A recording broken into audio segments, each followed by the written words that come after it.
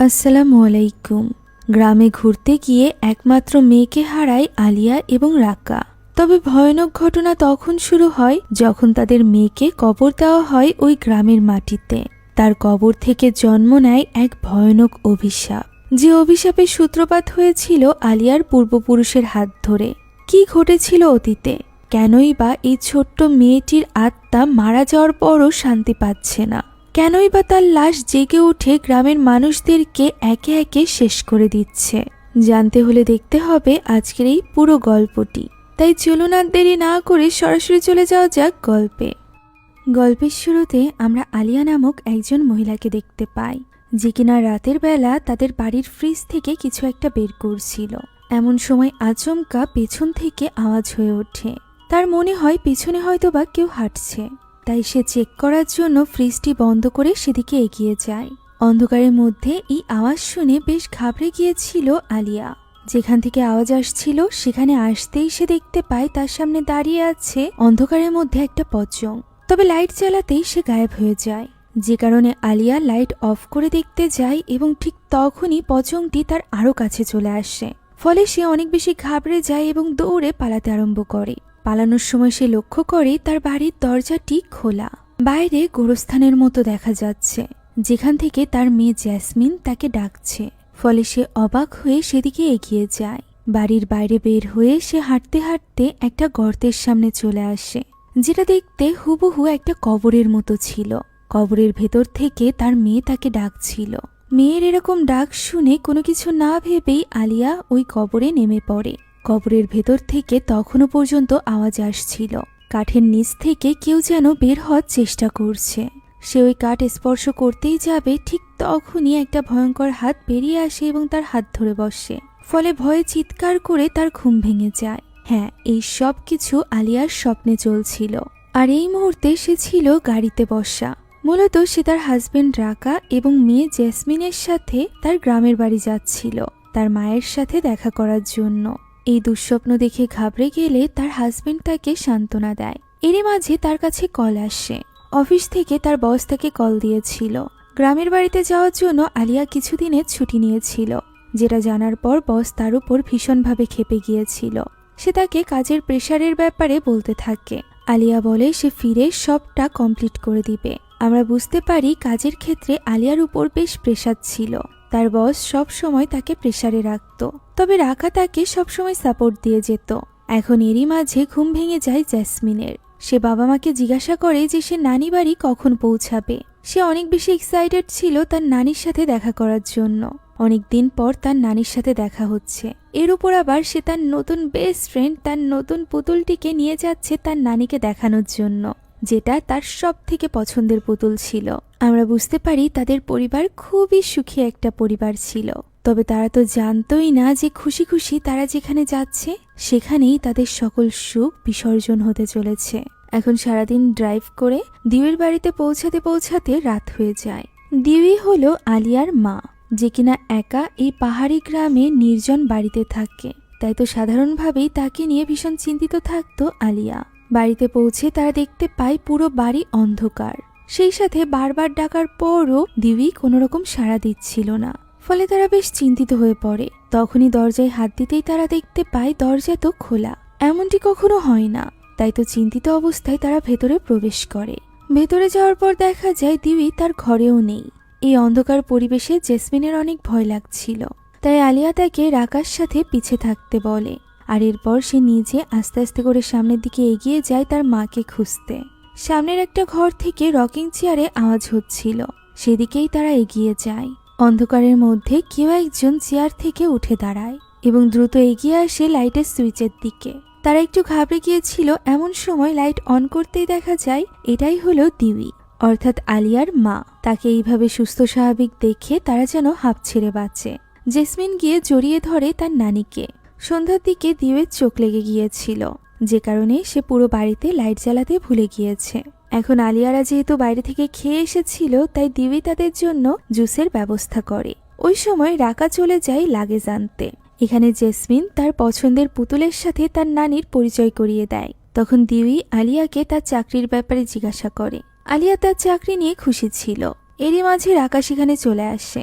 আমরা জানতে পারি রাকা আসলে একজন কন্ট্রাক্টর, যে কারণে তার হাতে যখন প্রজেক্ট আসে তখনই সে কাজে যায়।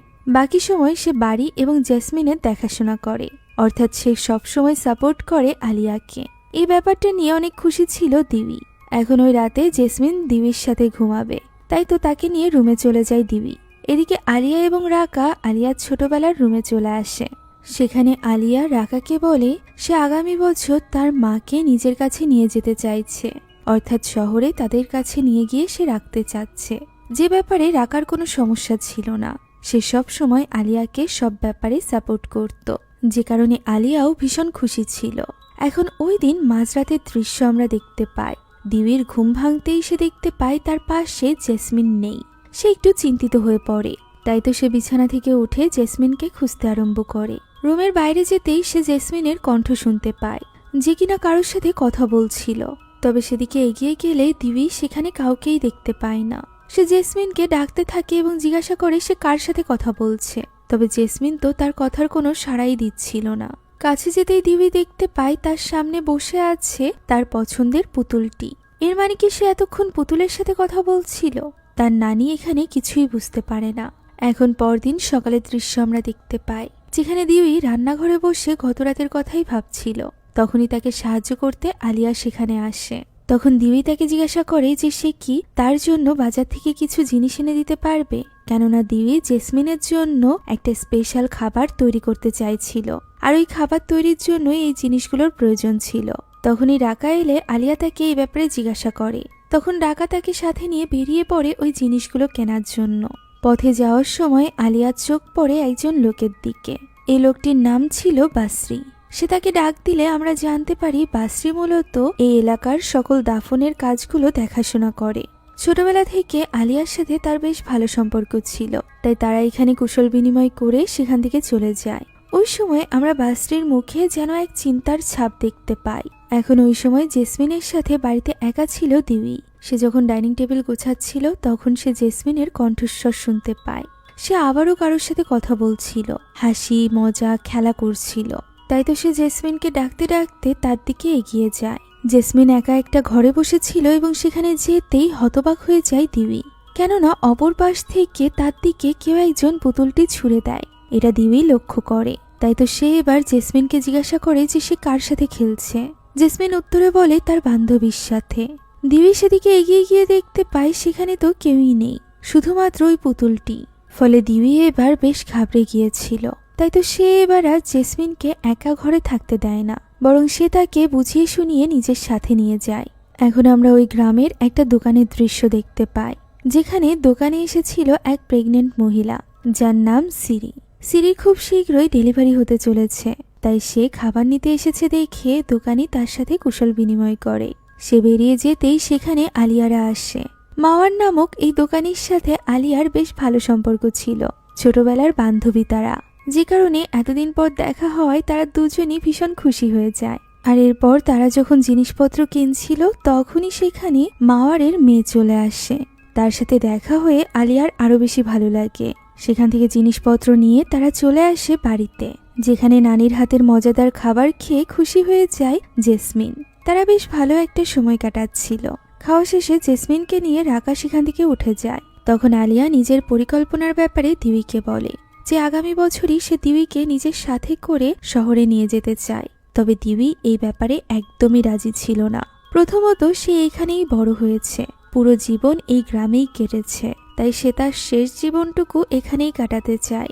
এছাড়া মৃত্যুর পর সে চায় এখানেই যেন তাকে দাফন করা হয়। মায়ের মুখে এই কথা শুনে আলিয়াও আর কথা বাড়ায় না। সে তার মাকে বলে পরবর্তীতে তারা না হয় এই ব্যাপারে আবারও কথা বলবে। আপাতত সে ঘরে এসে তার মেয়েকে পুরনো দিনের ছবিগুলো দেখাতে থাকে, যেখানে আলিয়া এবং তার মা দিবির ছবি ছিল। এখানে এই ছবিতে একটা লেকও দেখা যাচ্ছিল, যেটা দেখে জেসমিন অনেক বেশি উৎসাহিত হয়ে পড়ে। সে এই ব্যাপারে আলিয়াকে জিজ্ঞাসা করলে আলিয়া বলে ছোটবেলা থেকেই সে গ্রামের এই লেকের পাশে খেলে খেলে বড় হয়েছে, যা শুনে জেসমিন আরো বেশি কৌতূহলী হয় এবং বলে আগামীকালই যেন তার মা তাকে ওই লেকের কাছে নিয়ে যায়, সে সেখানে যেতে চায়। এই ব্যাপারে সে তার বাবার কাছেও পারমিশন নিয়ে নেয়। রাকাও এই ব্যাপারে রাজি হয়ে যায়, তবে তার জন্য সে শর্ত দেয় যে এখনই জেসমিনকে শুয়ে পড়তে হবে, লেকের পাড়ে ঘুরতে যাওয়ার জন্য জেসমিনও তার বাবার কথা মেনে নেয়। পরদিন সকাল সকাল উঠে পড়ে জেসমিন।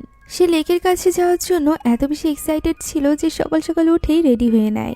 ওই সময় রাকা এবং দিউই রান্না করছিল। সেখানে রেডি অবস্থায় জেসমিনকে দেখে রাকা বুঝতে পারে সে লেকে যাওয়ার জন্য রেডি হয়েছে। তাই সে জেসমিনকে বলে সে যেন দ্রুত লেক থেকে ফিরে আসে, তার বাবা তার জন্য খাবার রান্না করছে, তা না হলে খাবার ঠান্ডা হয়ে যাবে। জেসমিনও তার কথা মেনে নেয় এবং তার মা আলিয়ার সাথে বেরিয়ে পড়ে। এখন তাদেরকে বাইরে পর্যন্ত এগিয়ে দিয়ে দিউই আবারও রান্নাঘরে ফিরে আসে, যেখানে সে রাকার রান্নার অনেক প্রশংসা করে। তখন রাকা দিউইকে জিজ্ঞাসা করে আলিয়া তাকে শহরে যাওয়ার ব্যাপারে কোনো কিছু বলেছে কিনা। দিউই তখন বলে সে কখনোই তাদের উপর বোঝা হতে চায় না। রাকা বলে দিউই কখনোই তাদের উপর বোঝা নয়, বরং তাদের মাথার উপর একটা ছায়ার মতো। সেও অনেক খুশি হবে যদি দিউই তাদের সাথে শহরে গিয়ে থাকে। দিউই বলে সে এই ব্যাপারে পরবর্তীতে ভেবে দেখবে। আপাতত ক্লান্ত হয়ে পড়ায় সে রেস্ট নিতে চলে যায়। অন্যদিকে জঙ্গলের পথ ধরে আমরা দেখতে পাই জেসমিনকে নিয়ে এগিয়ে যাচ্ছিল আলিয়া। তাদের সাথে জেসমিনের পছন্দের পুতুলটিও ছিল। মা মেয়ে খুবই আনন্দ করতে করতে সামনের দিকে এগিয়ে যাচ্ছিল। জেসমিন এইভাবে মায়ের সাথে বেশি একটা সময় পায় না, যে কারণে সে আরো বেশি খুশি ছিল। তবে এরই মাঝে আলিয়ার কাছে কল আসে। দেখা যায় তার অফিসের বস আবারও কল করেছিল, যে কারণে আর্জেন্টলি আলিয়াকে এই কলটি রিসিভ করতে হয়। সে জেসমিনকে বলেও যে সে যেন বেশি দূর না যায়, আশেপাশেই থাকে। জেসমিনও তার কথা মেনে আশেপাশেই খেলতে থাকে। এখন আলিয়া কলে ব্যস্ত হয়ে পড়ে। তার এক ক্লায়েন্টের ব্যাপারে সে কথা বলছিল। অন্যদিকে জেসমিনকে দেখা যায় যে কিনা তার পুতুলটির সাথে কথা বলতে বলতে সামনের দিকে এগিয়ে যায়। এখন কথা বলার এক পর্যায়ে আলিয়া দেখতে পায় তার আশেপাশে কোথাও জেসমিন নেই। সে একটু অবাক হয় এবং জেসমিনকে ডাকতে থাকে। সে জেসমিনকে ডাকতে ডাকতে জঙ্গলের এই পথ ধরে সামনে এগিয়ে গিয়ে লেকের কাছে চলে আসে। তবে সেখানেও কোথাও জেসমিন ছিল না, ফলে সে অনেক বেশি ঘাবড়ে যায়। সে আশেপাশের সব জায়গায় জেসমিনকে খুঁজতে থাকে, চিৎকার করে ডাকতে থাকে তার মেয়ের নাম ধরে। তবে এতে কোনো লাভ হয় না, জেসমিনের কোনো সাড়া পাওয়া যাচ্ছিল না। এরই মাঝে পানির ভেতরে একটু শব্দ শুনতে পায় আলিয়া। সে সেদিকে এগিয়ে যায়। দৌড়ে গিয়ে দেখতে পায় সেখানে জেসমিনের পুতুলটি পড়ে আছে। পানির ভেতরে পুতুলটিকে দেখে আলিয়া কিছুই বুঝে উঠতে পারছিল না। সে সাহস করে হাত বাড়িয়ে পুতুলটি তুলে নেয়। ঠিক তখনই পানিতে ভেসে ওঠে জেসমিনের লাশ, যা দেখে আলিয়া পাগলের মতো পানিতে ঝাঁপ দেয় এবং দ্রুত জেসমিনকে পানি থেকে উপরে তুলে নেয়। সে তাকে ডেকে তার হুঁশ ফেরানোর চেষ্টা করতে থাকে, সাহায্যের জন্য আশেপাশে চিৎকার করতে থাকে। তবে এতে কোনো লাভ হয় না। জেসমিন তো ততক্ষণে মারা গিয়েছিল, ফলে কান্নায় ভেঙে পড়ে আলিয়া। ওই দিন রাতে মুষলধারে বৃষ্টি পড়তে থাকে। আমরা বাড়ির ভেতরের দৃশ্য দেখতে পাই, যেখানে আলিয়ার সামনে ছিল তার একমাত্র মেয়ে জেসমিনের লাশ, যার জানাজার গোসল এখন আলিয়াকেই করতে হবে। কোনো মায়ের জন্যই এই কাজটি করা সহজ না। অন্যদিকে ভেতরে আমরা দিউইকে দেখতে পাই, যে বাতি জ্বালিয়ে রাকার কাছে গিয়ে বসে। তাকে সান্ত্বনা দেওয়ার মতো ভাষা তার কাছে ছিল না। রাকা তো জেসমিনকে নিজের শহরে নিয়ে গিয়ে দাফন করতে চাইছিল, তবে বাইরে যে পরিমাণে ঝড় বৃষ্টি হচ্ছিল তাতে লাশ নিয়ে যাওয়া এত সহজ ছিল না। এর উপর আবার পাহাড়ি রাস্তা। এরই মাঝে সেখানে বাসরি এবং মাওয়ার চলে আসে। তারা দুজন মিলে জেসমিনের জন্য কাফনের কাপড় রেডি করতে থাকে। এদিকে বাইরে গিয়ে গাড়ি স্টার্ট করার চেষ্টা করতে থাকে রাকা। তবে এই ঝড় বৃষ্টির মধ্যে গাড়িও ঠিকমতো ভাবে স্টার্ট নিচ্ছিল না, ফলে সে একদমই ভেঙে পড়ে। সে বুঝতে পারে জেসমিনকে এখানে মাটি দেওয়া ছাড়া আর কোনো উপায় নেই, ফলে সে কান্নায় ভেঙে পড়ে। অন্যদিকে কাঁদতে কাঁদতে কোনো মতে একমাত্র মেয়েকে গোসল করাচ্ছিল আলিয়া। জানাজার গোসল শেষে তার লাশকে কাফনের কাপড়ে মুড়িয়ে দেওয়া হয়। এদিকে ততক্ষণে রাকাও হার মেনে বাড়ির ভেতরে চলে এসেছিল।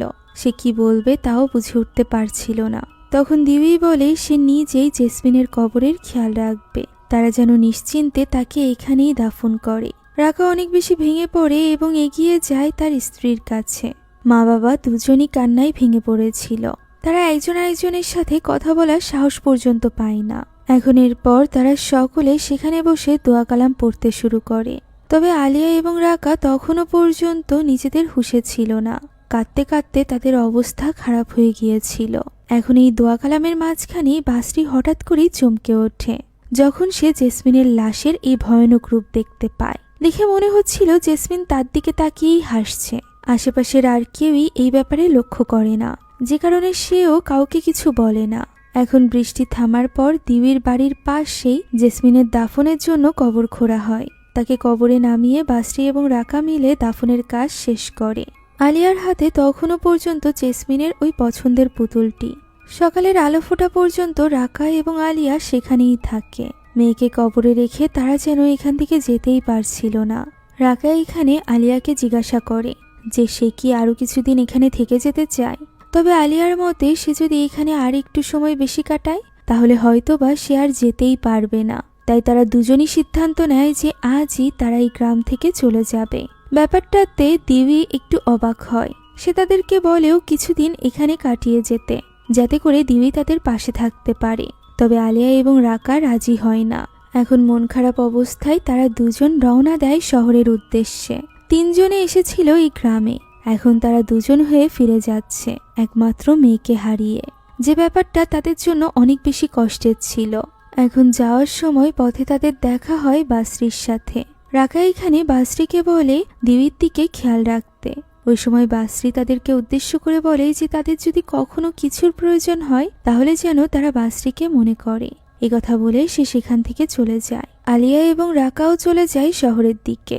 ফলে বাড়িতে পুরোপুরি একা হয়ে যায় আবারও দিবি। দিবি বসে তার মায়ের সাথে তার ছবি দেখছিল এবং তার মায়ের বলা একটা কথা মনে করছিল। তার মাই মূলত ছোটবেলায় তাকে বলেছিল যে যাই কিছু হয়ে যাক না কেন সে যেন এই গ্রাম ছেড়ে বাইরে কোথাও না যায়, আর যখন সময় আসবে তখন যেন তাকে এই গ্রামেই দাফন করা হয়। সে এর কারণ জানত না, তবে সে তার মায়ের আদেশ পালন করছিল। এমন সময় আচমকা একটা শব্দ শুনতে পায় দিবি। এরকম অদ্ভুত শব্দ শুনে সে সেদিকে এগিয়ে যায়। কেউ এসেছে কিনা এটা বারবার জিজ্ঞাসা করতে থাকে, তবে কোনো সাড়া আসে না, বরং ওই শব্দই বারবার শোনা যাচ্ছিল। সে একটা দরজার কাছে পৌঁছাতেই আচমকা তার সামনে চলে আসে এক লম্বা পচং, যা দেখে অনেক বেশি ঘাবড়ে যায় দিবি। এখান থেকে দৃশ্য পরিবর্তিত হয় এবং আমরা আলিয়াকে দেখতে পাই, যে কিনা বাড়িতে ফিরে আরো বেশি ভেঙে পড়েছিল। পুরো বাড়িতে ছিল জেসমিনের স্মৃতি, আর জেসমিন তাদের সাথে নেই। তারা দুজন একা বাড়িতে ফিরেছে, যে কারণে সে যেন কিছুতেই এই কষ্ট থেকে বের হতে পারছিল না। এদিকে গাড়ি থেকে লাগেজ বের করার সময় কান্নায় ভেঙে পড়ে রাকা, কেননা তার হাতে ছিল জেসমিনের লাগেজ, অথচ জেসমিন তাদের সাথে ছিল না। তবুও সে নিজেকে কোনো মতে সামলে লাগেজগুলো ভেতরে নিয়ে আসে।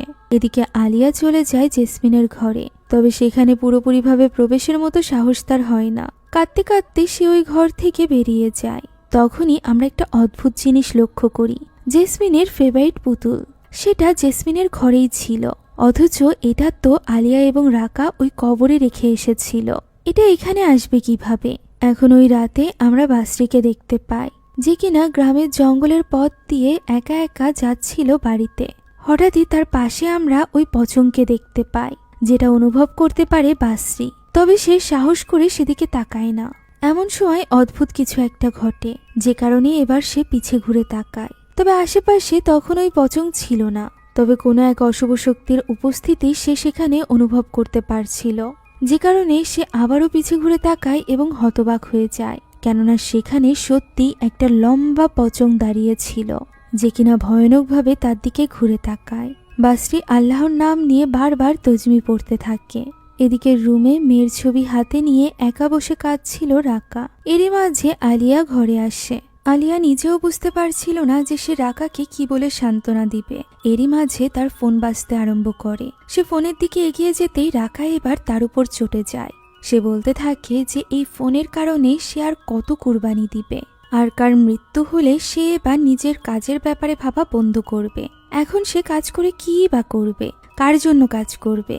সে জেসমিনের সাথে ওই লেকে গিয়েছিল, সেখানে গিয়ে সে কিভাবে নিজের ফোনকে প্রাধান্য দিল। এই সকল কথা শুনে আলিয়ার ভীষণ কষ্ট হয়। সে বলতে থাকে সে জেসমিনকে জন্ম দিয়েছে, সে নিজেও কখনো তাকে হারিয়ে নিজের জীবন পরিচালনার কথা ভাবতে পারে না। তবুও রাকার মতে আলিয়ার স্বার্থপর, যেটা শুনে আলিয়ার প্রচন্ড খারাপ লাগে, কেননা সে নিজের পুরো জীবনটাই দিয়ে দিয়েছে জেসমিনের জন্য। এখন একটা অ্যাক্সিডেন্টে, যেটার উপর তার কোনো নিয়ন্ত্রণই ছিল না, তার জন্য তাকে দায়ী করা হচ্ছে। আর সবচেয়ে বড় কথা, তার মেয়ের মৃত্যুর জন্য তাকে দায়ী করা হচ্ছে, যে জিনিসটা সহ্য করা খুবই কঠিন ছিল, তাও আবার নিজের হাজবেন্ডের কাছ থেকে। ফলে সে প্রচন্ডভাবে ভেঙে পড়ে। রাকা সেখান থেকে বেরিয়ে যায়। আলিয়া কাঁদতে কাঁদতে ফোনটি হাতে নিয়েই দেখতে পায় তার মা তাকে মেসেজ দিয়েছে। সেই মূলত এতক্ষণ তাকে কল করছিল। তার মা দিবি তাকে লিখেছিল যে জেসমিনের জন্য বেশি বেশি করে দোয়া করতে। তার কোনো একটা জিনিস অস্বাভাবিক লাগছে, মনে হচ্ছে ভয়ঙ্কর কিছু ঘটতে চলেছে। এই কথা শুনে আলিয়া আরো বেশি কান্নায় ভেঙে পড়ে। এখন অন্যদিকে আমরা দিবিকে দেখতে পাই, যে কিনা বাসরিকে বাড়িতে ডেকেছিল কথা বলার জন্য। সে বাসরিকে বলে যে কিছু একটা অস্বাভাবিক ঘটছে, সে তার বাড়িতে পচং দেখেছে। যা শুনে বাসরিও একটু ঘাবড়ে যায়, কেননা সেও তো জঙ্গলের মাঝে পচং দেখেছিল। সে এই ব্যাপারটা দিবিকে বলে এবং বলে এই গ্রামের মধ্যে পচং দেখা মানে হলো অশুভ কিছু ঘটতে চলেছে। তখন দিবি জানায় যে তার নাতনি যতদিন থেকে এখানে এসেছে ততদিন থেকেই অদ্ভুত সব ঘটনা ঘটতে শুরু করেছিল। তার মনে হচ্ছে এই বাড়িতে কোনো না কোনো সমস্যা আছে। ছোটবেলাতে তার মা যখন ছিল তখনও এই সমস্যাগুলো দেখা দিয়েছিল। সে বলে তার মায়ের মৃত্যুর কথা তার ওইভাবে স্পষ্ট কিছু মনে নেই, তবে তার মনে আছে বাসরি ওই দিন ওই স্থানে উপস্থিত ছিল। সে জানতে চায় যে ওই রাতে আসলে কি ঘটেছিল, যে রাতে তার মা মারা গিয়েছিল। বাসরি এই কথা শুনে চিন্তিত হয়ে পড়ে। দৃশ্য চলে আসে পরদিন সকালে। আমরা রাকাকে দেখতে পাই, যে কিনা আজও তিনজনের ব্রেকফাস্ট তৈরি করেছিল, আলিয়া, রাকা এবং জেসমিনের মৃত্যু সে এখনো পর্যন্ত মেনে নিতে পারেনি। এদিকে আলিয়াও রেডি হয়ে বেরিয়ে যায়। সে রাকার সাথে কোনো রকম কথা বলে না বা ব্রেকফাস্টও করে না। তাকে এইভাবে বেরিয়ে যেতে দেখে রাকাও হতাশ হয়ে পড়ে। এরই মাঝে সে দেখতে পায় সেখানে জেসমিনের ছোটবেলার চেয়ারে বসে আছে তার পছন্দের পুতুলটি, যেটা তারা জেসমিনের কবরে রেখে আসার সিদ্ধান্ত নিয়েছিল, যে কারণে রাকা বেশ অবাক হয়। অন্যদিকে আমরা আলিয়াকে দেখতে পাই, যে কিনা তার এক ডক্টর ফ্রেন্ডের সাথে দেখা করতে গিয়েছিল। সে একজন মানসিক রোগের ডক্টর ছিল। সে তার সামনে নিজের সব কষ্ট শেয়ার করে। সে চাইছিল সাহায্য নিতে, তবে তখন তার বান্ধবী তাকে বলে যে এইভাবে একা একা সেই কষ্ট থেকে বের হতে পারবে না, এর জন্য তার রাকার সাহায্যের প্রয়োজন। রাকা এবং তাকে একসাথে এই কষ্টের সাথে লড়াই করতে হবে, আর তাকেও এটা বুঝতে হবে যে রাকার জন্য এই কষ্ট একদমই সহজ নয়। সেও নিজের সন্তান হারিয়েছে, যে কারণে আলিয়াকেও রাকাকে বুঝতে হবে। তারা দুজন একসাথেই এই দুঃখ পার হতে পারবে। এখন বান্ধবীর এইভাবে বোঝানোর পর আলিয়া রাতে বাড়িতে ফিরে আসে, যেখানে রাকা অলরেডি সোফায় বসে তার জন্য অপেক্ষা করছিল। তার কাছে ছিল ওই পুতুলটি দেখিয়ে সে আলিয়াকে জিজ্ঞাসা করে যে আলিয়া এই পুতুলটি কেন নিয়ে এলো। তারা তো ঠিক করেছিল এই পুতুলটি ওই গোরস্থানে তারা রেখে আসবে। আলিয়া নিজেও জানতো না যে এই পুতুলটি এখানে কিভাবে এসেছে। সে তো রাকার সামনেই জেসমিনের কবরের কাছে এই পুতুলটি রেখে এসেছিল, তাহলে এটা এখানে কিভাবে এলো? তবে রাকা তো তখনও পর্যন্ত তাকেই দায়ী করে চলেছিল, যে কারণে আলিয়া তাকে বলে যে তাদের দুজনকে একসাথে মুভ অন করতে হবে, কিন্তু সে তাকে একা ফেলে দিচ্ছে। আর এভাবে দোষ দিতে থাকলে তারা একসাথে কখনোই আবারও জীবন শুরু করতে পারবে না। রাকাও এখানে তার কথাগুলো বুঝতে পারে। ওই সময় গ্রামে থাকা জেসমিনের কবরের দৃশ্য আমরা দেখতে পাই। কবরের মাটিগুলো আপনা আপনি সরছিল। পোকামাকড়ে ভর্তি এই কবরের মধ্যে আমরা জেসমিনকে দেখতে পাই, যার লাশটি ছটফট করতে আরম্ভ করে। লাশটি যেন জেগে উঠেছিল। ছটফট করতে করতে ভয়ানক রূপের এই লাশটি নিজের হাত বের করে এবং এক ভয়ানক হাসি আমরা শুনতে পাই জেসমিনের কণ্ঠে। ওই সময় এই গ্রামের একজন প্রেগনেন্ট মহিলা সিরিকে আমরা দেখতে পাই, যাকে আমরা মাওয়ারের দোকানে দেখেছিলাম। তার প্রসব বেদনা উঠেছিল, সে ব্যথায় ছটফট করছিল। তখন তার হাজবেন্ড তাকে বলে একটু শক্ত হতে, সে এখনই ধাত্রীকে ডেকে আনবে। এই কথা বলে সে সিরিকে একা রেখে বাড়ি থেকে বেরিয়ে যায় ধাত্রীকে ডাকার জন্য। এছাড়া আর কোনো উপায়ও ছিল না। সিরি ব্যথায় কাঁদছিল। এরই মাঝে তার মনে হয় সামনের ঘর থেকে একটা গুমরানির আওয়াজ। হঠাৎ করেই কিছু একটা পড়ে যাওয়ার শব্দ হয়। সিরি তো উঠে গিয়ে দেখতেও পারছিল না যে কি হচ্ছে, কেউ বাড়িতে ঢুকেছে কিনা। এরই মাঝে তার ব্যথা বেড়ে যায়। হঠাৎই তার পায়ের কাছ থেকে কেউ একজন উপরে উঠে আসে। দেখা যায় এটি ছিল জেসমিনের এই ভয়ানক রূপ দেখে অনেক বেশি ঘাবড়ে গিয়েছিল সিরি। তখনই জেসমিন ভয়ানকভাবে তার উপর হামলা করে। সে ভয়ানকভাবে তার পেট ফেরে ফেলতে আরম্ভ করে, যা দেখে চিৎকার করতে থাকে সিরি। চারিদিকে রক্ত ছিটতে থাকে এবং আমরা দেখতে পাই সিরি এভাবেই মারা যায়। একই রাতে আমরা আলিয়াকে ওয়াশরুমে দেখতে পাই, যেখানে বেসিংয়ের সামনে সে দাঁড়িয়েছিল এবং জেসমিনের কথাই ভাবছিল। নিজেকে কিছুটা সামলে সে মুখে পানি দিতেই হঠাৎ করে সে দেখতে পায় সে পৌঁছে গিয়েছে ওই লেকের কাছে, যেখানে পানির ভেতর থেকে জেসমিন তার সাহায্য চাচ্ছিল। সে পানির কাছে এগিয়ে যেতেই জেসমিনের এক ভয়ানক রূপ পানি থেকে বেরিয়ে আসে এবং তাকে টেনে নিয়ে যায় পানির ভেতরে। সে লেকের ভেতরে পড়ে গিয়েছিল, অথচ সে পুরো ভেজা অবস্থায় নিজের বিছানায় এসে পড়ে। চমকে ঘুম ভেঙে যায় রাকার। সে বুঝতে পারছিল না যে এইমাত্র আলিয়ার সাথে কি হয়েছে। আলিয়া নিজেও বুঝতে পারছিল না, তবে সে এটুকু বুঝতে পেরেছিল যে জেসমিনের আত্মার তার সাহায্যের প্রয়োজন। তার মেয়ের আত্মা তার কাছে সাহায্য চাইছে। এটা জানার পর সে ঘরে বসে কিছুতেই থাকতে পারবে না। সে তখনই চাচ্ছিল রাকার সাথে জেসমিনের কবরের কাছে যেতে, তবে রাকা তাকে বোঝাতে থাকে যে জেসমিন তাদেরকে ছেড়ে চলে গিয়েছে। সে হয়তোবা মেনে নিতে পারছে না, এজন্যই এমনটি মনে হচ্ছে। তখন আলিয়া বলে তার কাপড় ভেজা কেন, বা ওই পুতুলটিও তাদের সাথে এখানে এলো কিভাবে। এর কি কোনো জবাব আছে রাকার কাছে? যদি সে এর কোনো উত্তর না দিতে পারে, এর মানে নিশ্চয়ই কোনো না কোনো ঝামেলা হচ্ছে। যদি রাকা তার সাথে না যেতে চায়, তাহলে সে একাই যাবে। কথা বলে সে ওই রুম থেকে চলে যায়। পরদিনে আমরা দেখতে পাই আলিয়াকে নিয়ে রাকা রওনা দিয়েছে গ্রামের উদ্দেশ্যে। তবে গ্রামে পৌঁছাতে পৌঁছাতে রাত হয়ে যায়। রাতের বেলা তারা যখন গ্রামের রাস্তা দিয়ে যাচ্ছিল, তখন তারা দেখতে পায় জানাজা যাচ্ছে, অর্থাৎ সিরির লাশ নিয়ে যাওয়া হচ্ছিল দাফনের জন্য, যাদের সাথে বাসরিও ছিল। সে রাকাদেরকে এইভাবে গ্রামে ফিরতে দেখে একটু অবাক হয়। এদিকে আলিয়া রাকাকে বলতে থাকে দ্রুত জেসমিনের কবরের কাছে নিয়ে যেতে। বাড়িতে পৌঁছে তারা এক মুহূর্ত দেরি করে না, বরং তারা বাড়ির ভেতরে না ঢুকে সরাসরি চলে যায় কবরের কাছে। তাদের বাড়ির আঙিনাতেই এই কবর ছিল। কবরের কাছে যেতেই বাবা মা হতবাক হয়ে যায়, কেননা মেয়ের কবরটি খোঁড়া রয়েছে। এগিয়ে যেতেই তারা দেখতে পায় সেখানে তাদের মেয়ের লাশ নেই। ফলে তারা আরো বেশি ঘাবড়ে যায় এবং দ্রুত সেখান থেকে ভেতরে চলে আসে। তারা সরাসরি চলে যায় দিবির কাছে, যে কিনা তখনও তার মা এবং নিজের ছবি হাতে বসেছিল। আলিয়া গিয়ে তাকে এই ব্যাপারে জিজ্ঞাসা করতেই এখানেই খোলে আসল রহস্য। তাদেরকে সব ঘটনা খুলে বলে দিবি। সে বলে ওঠে তার মানে ওই অভিশাপ সত্যি ছিল। আলিয়া অবাক হয়ে যায়। তখন দিবি বলতে শুরু করে তার মায়ের মৃত্যুর ওই রাতের ঘটনা। মূলত গ্রামবাসীরা এসেছিল তার মাকে শেষ করে দিতে, কেননা তাদের ধারণা দিবির মা কালো জাদু করে। দিবির বয়স তখন মাত্র 7 বছর। সেই সবের কিছুই বুঝছিল না। সে তো তার মতো বসে খেলছিল। তবে বাইরে চিৎকার চেঁচামেচি শুনে তার মা সবটা বুঝতে পেরেছিল। তাই তো সে এখানে দিবিকে বলেছিল যে সে যেন এই গ্রাম ছেড়ে কখনো বাইরে না যায় এবং সময় আসলে তাকে যেন এই গ্রামেই দাফন করা হয়। কথা বলেই সে রুমের বাইরে আসে গ্রামবাসীর মুখোমুখি হওয়ার জন্য, কেননা গ্রামের লোকেরা অলরেডি তার বাড়ি পুড়িয়ে ফেলার হুমকি দিচ্ছিল। সে বাইরে বের হতেই গ্রামবাসীরা চুপচাপ হয়ে যায়। তখনই ভিড়ের মধ্য থেকে একটা বাচ্চাকে কোলে করে নিয়ে আসে একজন লোক এবং বলতে থাকে এই বাচ্চার মৃত্যু হয়েছে দিবির মায়ের জন্য। তার কালো জাদুর জন্যই এই বাচ্চা মারা গিয়েছে। ফলে সকলে মিলে চিৎকার করতে থাকে যে তারা দিবির মাকে মেরে ফেলবে। ভেতর থেকে দিবি এই সকল কথা শুনে কান্নায় ভেঙে পড়ে। তবে তার মা তো তাকে বাইরে আসতে নিষেধ করেছিল, যে কারণে সে বাইরে যায় না। এখানে দিবির মা সকলকে উদ্দেশ্য করে বলে তাকে যে দোষ দেওয়া হচ্ছে সেই দোষ সঠিক নয়। সে কোনো কালো জাদুকারী নয়। তারা তাকে মেরে ফেলতে পারে, তবে তার বংশ শেষ করতে পারবে না। গ্রামবাসীর এই পাপের জন্য সে তাদেরকে অভিশাপ দিচ্ছে যে তার বংশের যাকেই এই মাটিতে দাফন করা হোক না কেন, মৃত্যুর পর সে ফিরে আসবে এবং গ্রামবাসীর প্রতি প্রতিশোধ নিবে, যাতে করে প্রত্যেকে তার অপকর্মের শাস্তি পায়।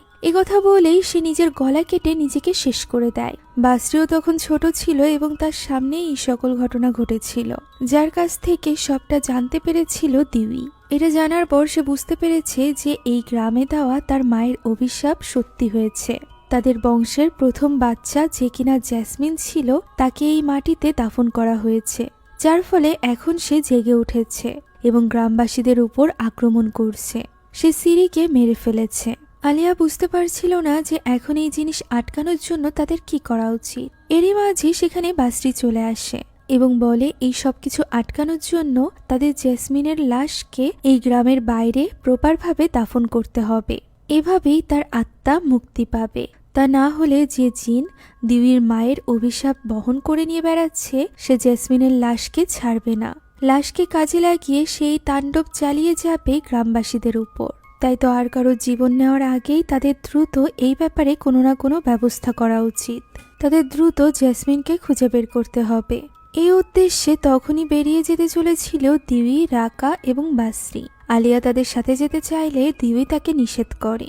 তার মতে তার এখন বাড়িতে থেকে জেসমিনের জন্য দোয়া করা উচিত, কারণ মা হওয়ায় তার দোয়া সব থেকে বেশি কাজে লাগবে। এর উপর আবার এখন যে জেসমিনকে তারা খুঁজতে চলেছে সে আগের জেসমিন নয়। তাকে এইভাবে দেখে আলিয়া কিছুতেই সহ্য করতে পারবে না, তাই তাকে নিজেকে স্ট্রং করতে হবে এবং এখানে থেকে জেসমিনের জন্য বেশি বেশি করে দোয়া করতে হবে। বাসরে বের হওয়ার আগে তাকে একটা বই দিয়ে যায়, যাতে করে সেই বই থেকে দোয়া পড়তে পারে। অন্যদিকে ওই সময় আমরা আলিয়ার বান্ধবী মাওয়ারকে দেখতে পাই, যে কিনা দোকান বন্ধ করে বাড়িতে ফিরছিল। এমন সময় সে কোনো একটা আওয়াজ শুনতে পায়। তার মনে হয় তার মেয়ে হয়তোবা চিৎকার করে উঠেছে, তাই সে দৌড়ে চলে যায় তার বাড়িতে, যেটা দোকানের পাশেই ছিল। সে সরাসরি চলে যায় তার মেয়ের ঘরে। সেখানে বিছানার উপর চাদর মুড়ি দিয়ে তার মেয়ে বসেছিল। মাওয়ার তাকে জিজ্ঞাসা করে যে কি হয়েছে, তবে ভয়ে মেয়েটি তো কিছুই বলতে সাহস পাচ্ছিল না। সে প্রথমে চোখ দিয়ে ঘরের এক কোণে ইশারা দেয়, তবে সেখানে কিছুই ছিল না, যে কারণে এবার মাওয়ার তার কাছে গিয়ে বসে এবং তার কাছে জিজ্ঞাসা করে যে কি হয়েছে। তখন মেয়েটি তাকে চুপ করতে বলে এবং বিছানার নিচে ইশারা দেয়। মাওয়ার এবার চেক করার জন্য বিছানার নিচে দেখতেই চমকে ওঠে, কেননা সেখানে তো তার মেয়ে ছিল। তার মেয়ে এখানে তাকে চুপ করতে বলে এবং বলে বিছানার উপর একটা শয়তান বসে আছে। ফলে মাওয়ার এবার বেশ ঘাবড়ে যায়। তার মেয়ে যদি এখানে থেকে থাকে তাহলে বিছানার উপর সে কাকে দেখেছে, এটাই চেক করার জন্য সে উপরে উঠতেই আচমকা জেসমিনের শরীরে থাকা ওই শয়তান জিন তার উপর হামলা করে। সে ছটফট করতে থাকে। মাওয়ারের মেয়েটা বিছানার নিচ থেকে তার মাকে ডাকতে থাকে, তবে তার কিছু করার ছিল না। সেখানেই ওই জিন তাকে মেরে ফেলে। এদিকে বাড়িতে বসে একা একা দোয়া পড়ছিল আলিয়া। সে মহান আল্লাহ তাআলার কাছে সাহায্য চাইছিল তার মেয়ের জন্য। এর মাঝে সে জেসমিনের কান্নার কণ্ঠ শুনতে পায়, যে কিনা আলিয়াকে ডাক দেয়। তার এই কান্নার ডাক যেদিক থেকে আসছিল সে সেদিকে এগিয়ে যায়। দেখা যায় পচঙের পায়ের ছাপ, যেটা একটা রুমের ভেতরে চলে গিয়েছে। সে সাহস করে ওই রুমের দরজা খোলে। পুরো ঘরের মধ্যে কেউই ছিল না। সে জানালার কাছে চলে আসে। এমন সময় তার ঘাড়ে ব্যথা হতে শুরু করে। তখনই সে আয়নার রিফ্লেকশনে জেসমিনের পছন্দের ওই পুতুলটিকে দেখতে পায়। এটা এখানে এলো কিভাবে, এটা ভেবে অবাক হয়ে আলিয়া তার কাছে চলে যায় এবং পুতুলটি হাতে তুলে নেয়। তখনও জেসমিনের কণ্ঠ শোনা যাচ্ছিল, যে কিনা অনবরত আলিয়াকে ডেকেই চলেছিল। তাই পুতুলটি হাতে নিয়ে আলিয়া বাড়ি থেকে বেরিয়ে পড়ে এবং ওই কণ্ঠ অনুসরণ করতে থাকে। আশপাশ থেকে কোনো পচঙের চলার আওয়াজ শোনা যাচ্ছিল, যেটা ফলো করতে করতে সে চলে আসে জেসমিনের কবরের কাছে। সেখানে আসতেই সে দেখতে পায় কবরটি খোঁড়া, তবে তার ভেতরে তখনও কাঠের অংশটি ঠিকঠাক আছে, যেখানে কেউ একজন ভেতর থেকে কাঠটি খোলার চেষ্টা করছে, অর্থাৎ বারবার ধাক্কা দিচ্ছে। এটা দেখে আলিয়া সেখানে বসে পড়ে এবং চোখ বন্ধ করে তার মেয়েকে ডাকতে থাকে। সে মনে মনে তার মেয়েকে বলতে থাকে যে সে কোথায় আছে। তখনই পিছ থেকে তার মেয়ে তাকে ডাক দেয়। পিছে ঘুরতেই সে দেখতে পায় জেসমিন দাঁড়িয়ে আছে। তাকে এইভাবে দেখে মনের ভেতরে শান্তি পায় আলিয়া। তবে এটা জেসমিনের শরীর ছিল না, বরং জেসমিনের আত্মা ছিল। তার শরীর তো তখন ওই জিনের বশে, যে কিনা ভয়ানকভাবে ওই কবর থেকে উঠে আসে এবং গলা চেপে ধরে নিজেরই মা অর্থাৎ আলিয়ার। সে তার বারবার হুঁশ ফেরানোর চেষ্টা করতে থাকে এবং বলতে থাকে যে সে তার মা। এটা বলতে বলতেই আলিয়ার হাত থেকে ওই পুতুলটি নিচে পড়ে যায়। সাথে সাথে তাকে ছেড়ে দেয় জেসমিন। এদিকে ততক্ষণে রাকারাও সেখানে পৌঁছে গিয়েছিল। তাকে দেখে আলিয়া তাকে তার মেয়ের ব্যাপারে বলতে লাগলে রাকা বলতে থাকে এটা তাদের মেয়ে নয়, বরং শয়তান জিন। একথা বলতেই ওই জিন এবার আবারও আলিয়ার গলা চেপে ধরে। তাকে আটকানোর জন্য রাকা এগিয়ে যেতে গেলে সে রাকার গলাও চেপে ধরে এবং তাকে হাওয়ায় তুলে নেয়। এরই সাথে সে আলিয়াকে নিয়েও নিজে হাওয়ায় ভাসতে আরম্ভ করে। এই ভয়ানক ঘটনার মাঝখানেই সেখানে চলে আসে বাসরি। এই ভয়ানক দৃশ্য দেখে দ্রুত রুকিয়া পড়তে আরম্ভ করে, যার ফলস্বরূপ ওই জিন আলিয়া এবং রাকাকে ছেড়ে দেয়। তারা নিচে এসে পড়ে এবং ওই জিন নিজে গায়েব হয়ে যায়। বাসরি ওই জিনকেই খুঁজতে থাকে। এদিকে আলিয়াকে সামলানোর চেষ্টা করতে থাকে রাকা। আলিয়া তখনও পর্যন্ত মেনে নিতে পারছিল না যে এটা তাদের মেয়ে নয়, বরং এক শয়তান জিন। এরই মাঝে জেসমিন হামলা করে বাসরির উপর। রুকিয়ার মাধ্যমে সে কোনো মতে জেসমিনকে নিজের নিয়ন্ত্রণে নেওয়ার চেষ্টা করতে থাকে। এদিকে আলিয়াকে কিছুতেই ধরে রাখা যাচ্ছিল না। দিউই এসে তার মেয়েকে বোঝানোর চেষ্টা করতে থাকে, তবে আলিয়ার মন তো কিছুতেই মানছিল না। এদিকে বাসরি অনেক চেষ্টার পর ফাইনালি জ্যাসমিনের শরীরকে শান্ত করতে পেরেছিল। সেভাবে সব হয়তোবা ঠিক হয়ে গিয়েছে, তাই সে সেখান থেকে চলে আসছিল। এমন সময় পেছনে উঠে বসে জ্যাসমিন, যা দেখে চিৎকার করতে শুরু করে আলিয়ারা। তবে সে কিছু বুঝে ওঠার আগেই বাসরির ওপর হামলা করে জ্যাসমিনের ভেতরে থাকা ওই জিন। তবুও বাসরি কোনো মতে ওই জিনের হাত থেকে নিজেকে মুক্ত করে তার মাথায় হাত রেখে দোয়া কালাম পড়া আরম্ভ করে এবং বাকিদেরকেও বলে তার এই কাজে সাহায্য করতে। বাকিরাও নিজ নিজ জায়গা থেকে দোয়া পড়তে থাকে, যার ফলস্বরূপ এবার ওই জিন বাধ্য হয় জ্যাসমিনের শরীর ছেড়ে বেরিয়ে যেতে। অভিশাপ কেটে যায়, জ্যাসমিনের শরীর মাটিতে লুটিয়ে পড়ে। সকলে ছুটে যায় তার কাছে। বাসরি মহান আল্লাহ তাআলার শুকরিয়া আদায় করতে থাকে। এদিকে পুরো পরিবার কান্নায় ভেঙে পড়েছিল। এক সন্তানকে হারানোর কষ্ট তারা দ্বিতীয়বার পাচ্ছিল। এখন এরপর পরদিনের দৃশ্য আমরা দেখতে পাই। পরদিন সকালেই এই গ্রামের বাইরে নিয়ে গিয়ে একটা গণকবরস্থানে জ্যাসমিনের লাশকে কবর দেওয়া হয়। দাফন শেষে সকলে সেখান থেকে চলে গেলেও তারা চারজন সেখানেই ছিল। আলিয়া তার মেয়েকে শেষ বিদায় জানায়। সে তার পছন্দের পুতুলটি ওই কবরে রেখে দেয়। আর এরই সাথে শেষ হয়ে যায় আজকের এই গল্পটি। আশা করছি এই গল্পটি আপনাদের কাছে ভালো লেগেছে। যদি ভালো লেগে থাকে তাহলে একটি লাইক এবং একটি কমেন্ট করতে ভুলবেন না। আমাদের চ্যানেলে যদি আপনি নতুন হয়ে থাকেন তাহলে please subscribe to our channel. এছাড়া আমাদের যে কোনো ভিডিওর আপডেট পেতে এখনই জয়েন করুন আমাদের হোয়াটসঅ্যাপ চ্যানেলে। লিংক ডেসক্রিপশন বক্সে পেয়ে যাবেন। Thank you so much for watching this video. আল্লাহ হাফেজ।